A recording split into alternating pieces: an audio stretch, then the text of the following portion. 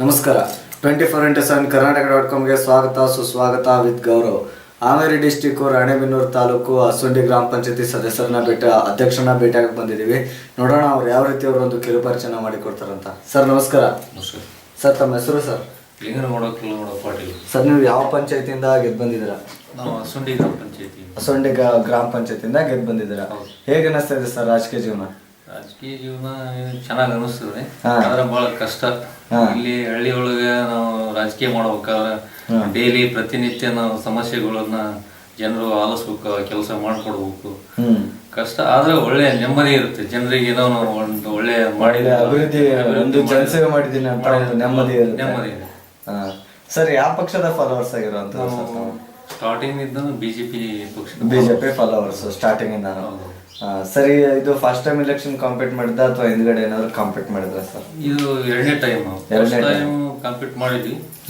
ಆ ಟೈಮ್ ಒಂದು 38-39 ಓಟ್ ನಿಂತ ನಾವು ನೆಕ್ಸ್ಟ್ ಟೈಮ್ ನಾವು ಇವಾಗ ಮತ್ತೆ ನಿಂತು ಗೆದ್ದು ಬಂದಿದ್ರ. ಸರ್ ಈ ಬಾರಿ ನೀವು ಒಟ್ಟು ಮತ ಎಷ್ಟು ಪಡ್ಕೊಂಡಿರುವಂತದ್ದು ಸರ್?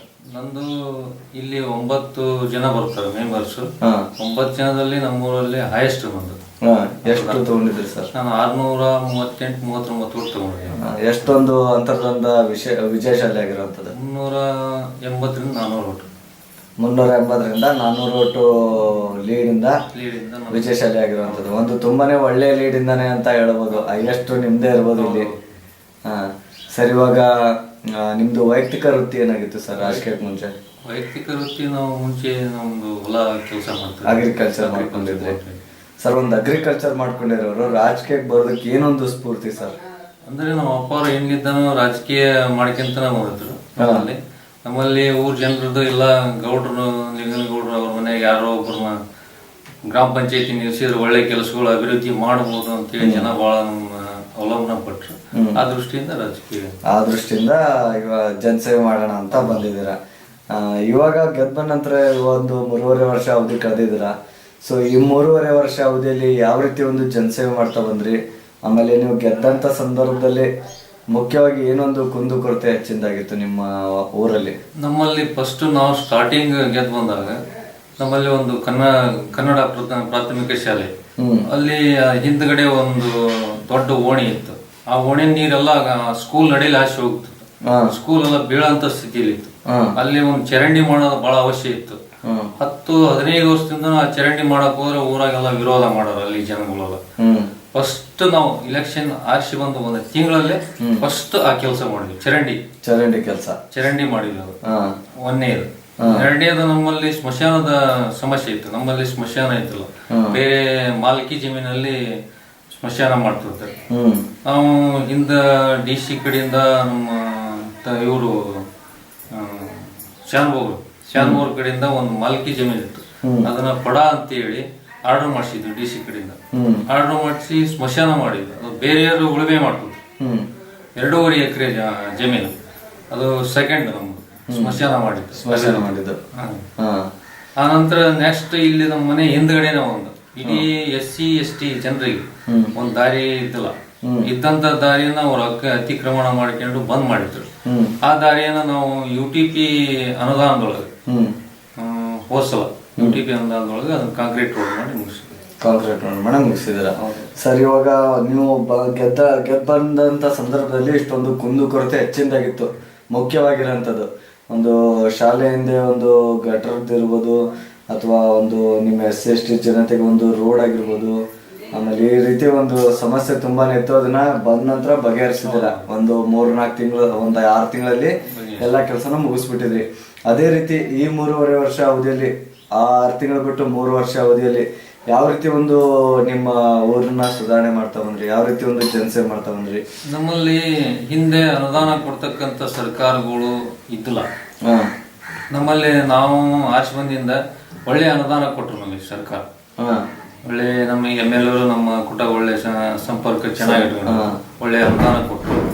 ಕೆಲವೊಂದು SC ಓಣಿಯಲ್ಲಿ ರೋಡ್ ಸರಿ ಇದ್ದಿಲ್ಲ, ಕಾಂಕ್ರೀಟ್ ಮಾಡಿಸಿದ್ವಿ. ಅಲ್ಲಿ ಮೇಲ್ಗಡೆ ಕುಂಬಾರ ಓಣಿ ಅಂತೀವಿ, ಅಲ್ಲಿ ಏನು ರೋಡ್ ಸರಿ ಇದ್ದಿಲ್ಲ, ಅಲ್ಲಿ ಕಾಂಕ್ರೀಟ್ ಮಾಡಿಸಿದ್ವಿ. ಒಟ್ಟು ನಾವು ಬಂದಿಂದ ಒಂದು 1.5-2 ಕೋಟಿ ರೂಪಾಯಿ ಅನುದಾನ ತಗೊಂಬಂದು ನಮ್ಮ ಊರನ್ನ ಅಭಿವೃದ್ಧಿ ಪಡಿಸಿದ್ವಿ. ಕುಡಿಯ ನೀರಿನ ಸಮಸ್ಯೆ ಇತ್ತು ನಮ್ಮಲ್ಲಿ ಕುಡಿಯೋ ನೀರು ಕುಡಿಯೋಕೆ ಬರ್ತಿದ್ದಿಲ್ಲ.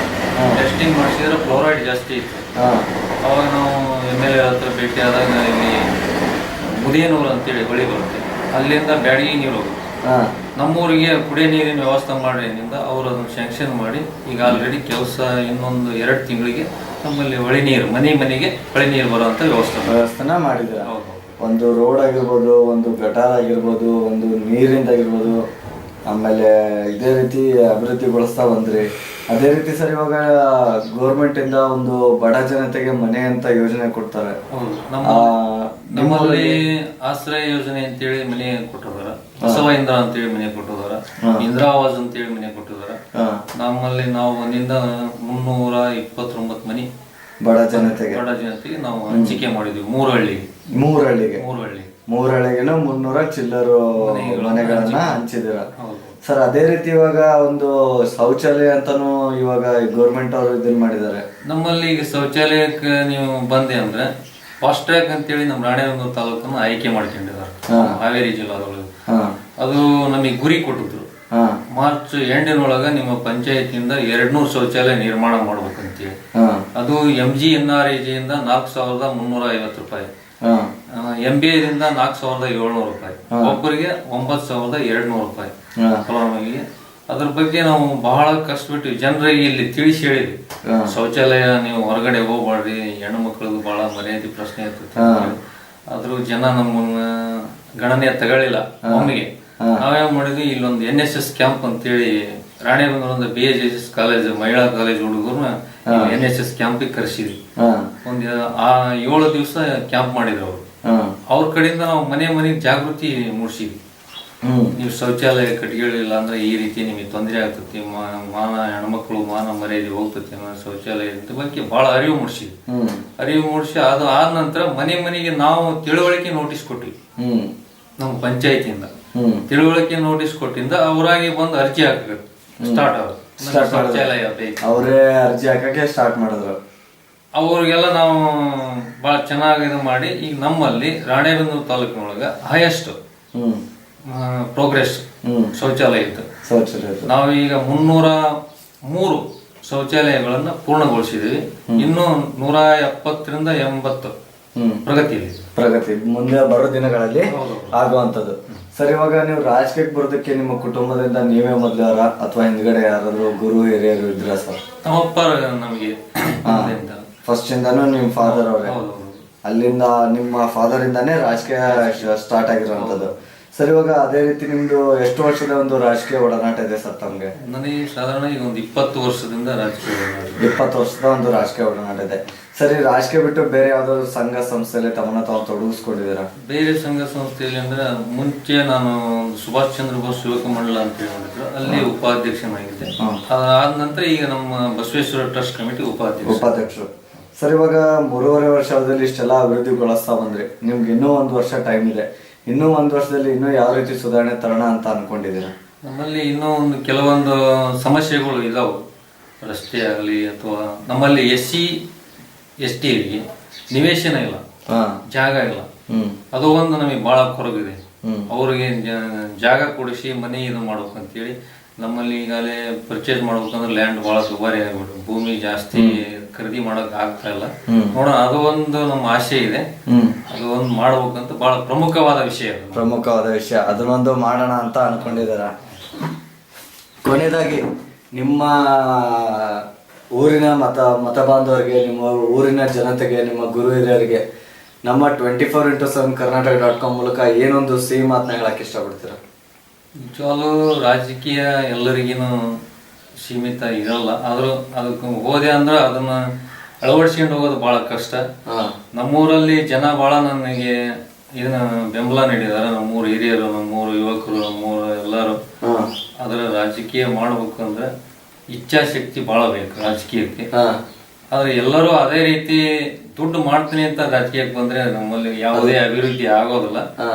ನಾವು ಏನೋ ಕೆಲಸ ಮಾಡಿ ಜನರಿಗೆ ಓಟ್ ಹಾಕಿದ್ರೆ ಅವರಿಗೆ ಏನಾದ್ರೂ ಒಂದು ಕೊಡುಗೆಯನ್ನು ಕೊಟ್ಟು ನಾನು ಹಿಡಿತೀನಪ್ಪ ಅನ್ನೋದಕ್ಕೆ ರಾಜಕೀಯಕ್ಕೆ ಬರ್ಬೇಕು. ಇಲ್ಲ ಅಂದ್ರೆ ರಾಜಕೀಯಕ್ಕೆ ಬರಬಾರ್ದು. ಒಳ್ಳೆ ಇದು ನೆಮ್ಮದಿ ಇರುತ್ತೆ. ಜನರಿಗೆ ಏನೋ ಒಂದು ನಾನು ಸೌಲಭ್ಯ ಕೊಟ್ಟು ಮನೆಗೆ ಬಂದೆ ಅಂದ್ರೆ ಆರಾಮಾಗಿ ನಿದ್ದೆ ಮಾಡೋದು. ಅವ್ನ ಸಮಸ್ಯೆ ಇತ್ತಪ್ಪ, ನಾನು ಅದನ್ನ ಬಗೆಹರಿಸಿಕೊಂಡೆ, ಇವತ್ತು ನಾನು ಆರಾಮಾಗಿ ನಿದ್ದೆ ಮಾಡಬಹುದು ಅನ್ನೋದು ಹಿಂಗಿತ್ತಪ್ಪ ಅಂದ್ರೆ ಎಲ್ಲರೂ ಇದೇ ರೀತಿ ಭಾವನೆ ಇಟ್ಕೊಂಡು ರಾಜಕೀಯಕ್ಕೆ ಬಂದಿ ಅಂದ್ರೆ ಪ್ರತಿಯೊಂದು ಹಳ್ಳಿನೂ ಎಷ್ಟೋ 100% ಇಲ್ಲ ಅಂದ್ರೂ 180% ಅಂತೂ ಅಭಿವೃದ್ಧಿ ಆಗಕ್ಕೆ ಸಾಧ್ಯ ಇದೆ. ನೋಡಿದ್ರಲ್ಲ ಸರ್, ಯಾವ ರೀತಿ ಅವರೊಂದು ಮತ ಬಾಂಧವರಿಗೆ ಯಾವ ರೀತಿ ಒಂದು ಸಿನಿಮಾತ್ನ ಹೇಳಿದ್ರು ಅಂತ. ಇದೇ ರೀತಿ ಅವರು ಎಷ್ಟೊಂದು ಅಭಿವೃದ್ಧಿ ಕೆಲಸ ಕಾರ್ಯಗಳನ್ನ ಮಾಡಿದ್ದಾರೆ. ಇದೇ ರೀತಿ ಅವ್ರು ಏನೆಲ್ಲ ಕನಸುಗಳನ್ನ ಇಟ್ಟಿದ್ರೆ ಆ ಕನಸುಗಳೆಲ್ಲ ನೆನ್ಸಾಗ್ಲಿ, ಮುಂದೆ ಬರೋ ದಿನಗಳಲ್ಲಿ ಇನ್ನೂ ಹೆಚ್ಚಿನ ರೀತಿಯಲ್ಲಿ ಕೆಲಸ ಮಾಡ್ಬೇಕಂತ ಅನ್ಕೊಂಡಿದ್ದಾರೆ. ಅವರೆಲ್ಲ ಕೆಲಸ ಕಾರ್ಯಗಳಲ್ಲಿ ಯಶಸ್ಸಾಗಲಿ ಅಂತ ಹೇಳ್ತಾ ಇಷ್ಟು ಕಾಲ ನಮ್ಮ ಜೊತೆ ಮಾತಾಡೋದಕ್ಕೆ ತುಂಬ ಧನ್ಯವಾದಗಳು ಸರ್. ನಮಸ್ಕಾರ.